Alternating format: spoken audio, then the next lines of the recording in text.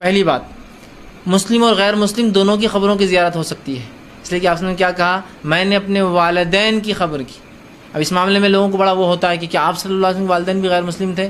تو یاد رکھیے یہ بات بڑی سخت ہے، لیکن ہاں اس کی حقیقت یہی ہے۔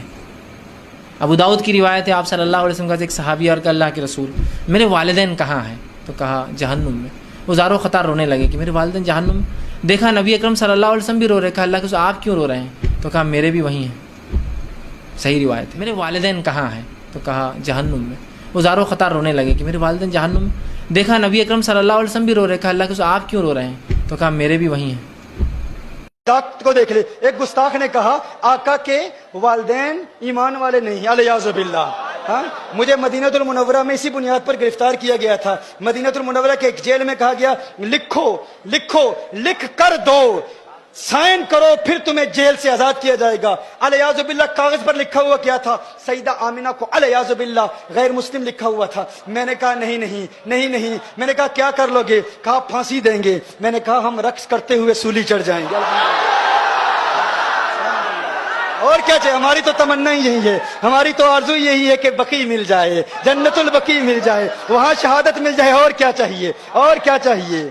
ہاں، میں نے کہا قتل طیبہ میں ہم کو کرو گے، رقص کرتے ہم سولی چڑھیں گے، اس سے بڑھ کے کیا اعزاز ہوگا کہ بقی میں سویا کریں گے۔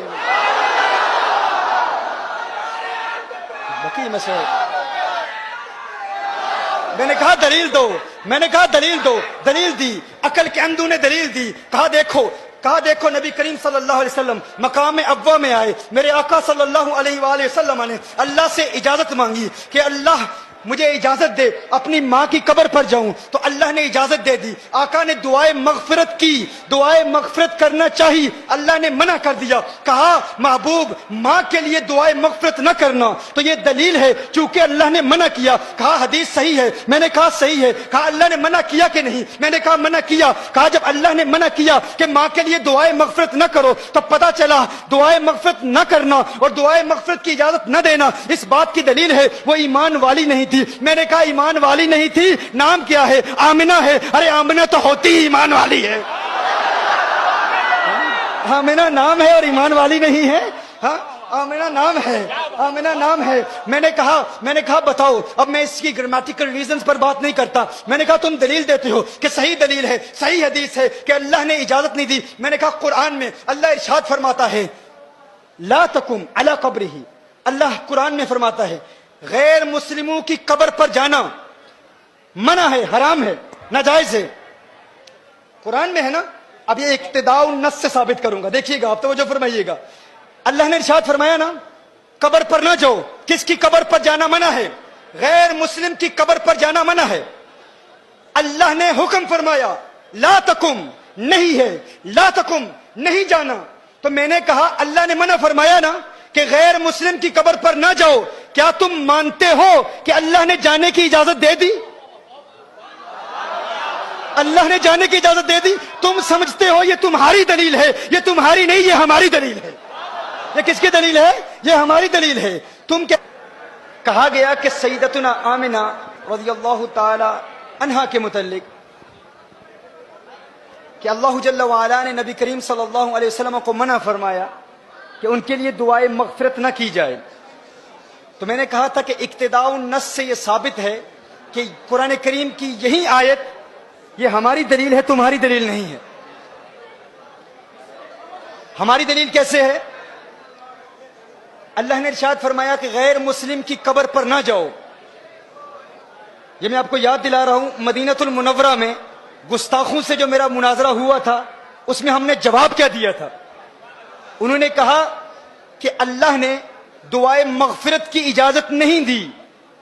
تو دعائے مغفرت کی اجازت اس لیے نہیں دی کہ الیاذ باللہ سیدہ مؤمنہ نہیں تھی۔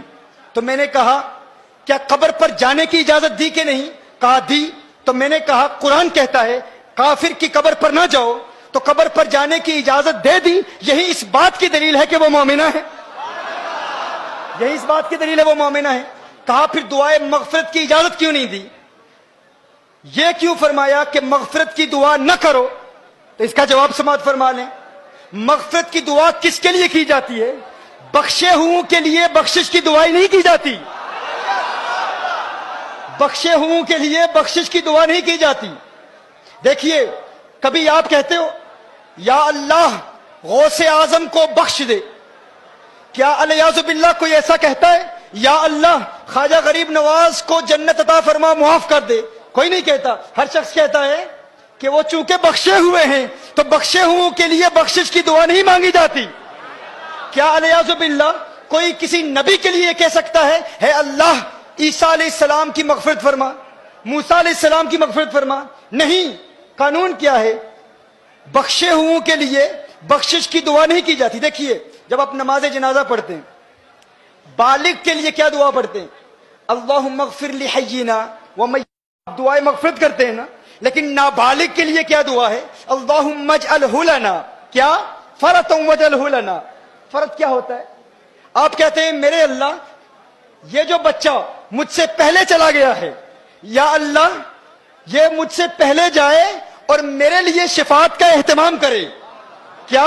چونکہ بچہ بخشا ہوا ہے تو بخشے ہوئے کے لیے بخشش کی دعا نہیں کی جاتی. بخشے ہوئے کے لیے کہا جاتا ہے یا اللہ یہ مجھ سے پہلے جا رہا ہے, آخرت میں میرے لیے شفاعت کا اہتمام کرے, میری بخشش کا وسیلہ بنے. تو کہا تم کہتے ہو کہ حضور نے اپنی ماں کے لیے مغفرت کی دعا نہیں مانگی, اللہ نے اجازت نہیں دی. ارے اس بات پر غور کرو, مغفرت کی دعا اس کے لیے مانگی جاتی ہے جس کے لیے مغفرت نہ ہونے کا امکان ہو. ارے وہ تو پہلے سے ہی بخشی ہوئی ہے, ان کے لیے یہ دعا نہیں کی جاتی کہ ماں کے لیے مغفرت کی دعا مانگو. میں کہتا ہوں یونس علیہ السلام ایک مچھلی کے پیٹ میں رہے, اس مچھلی کے پیٹ میں رہنے کی وجہ سے یونس علیہ السلام کو اتنا بلند و بالا اور اعلیٰ مقام ملا. تو گویا کہ اللہ ارشاد فرما رہا ہے جس مچھلی میں ایک نبی رہے اس کو وہ مقام ملتا ہے. ارے جس ماں کی پیٹ میں آمنہ کا لال ہے وہ ماں مغفرت کی محتاج نہیں ہوتی,